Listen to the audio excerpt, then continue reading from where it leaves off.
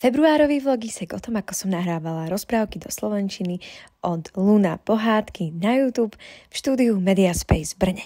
Mars je červená planéta, na ktorej sa nachádza najvyššie pohorie. Pred každým nahrávaním, či už je to voiceover, dubbing alebo hocičo podobné s hlasom, tak mám hlasovú rozcvičku. Táto je skvelá aj tak, že pritom môžem variť, ísť do sprchy a podobne, ale niekedy sa potrebujem veľmi koncentrovať, hlavne keď je to dlhšie audio nahrávanie. Čo toto bolo a trvalo to 4 hodiny jedna session. Tak a už som tu, zvoním na zvonček Mediaspace. Tu môžete vidieť ich krásne štúdio, kde je aj slniečko, čo ma vždy teší. Tuto sú knihy, ktoré už nahrali tiež do audia verzie.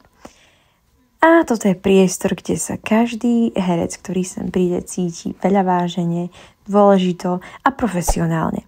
Je tu pohodlie, vždy dostanem kávičku, vodičku a takto to vyzerá. Tablet, text a ideme robiť magic.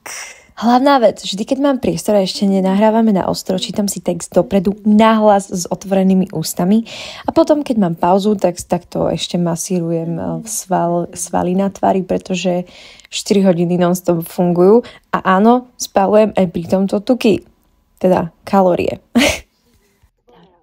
Na ktorej sa nachádza najvyššie pohorie a najhlbší kaňon v slnečnej sústave.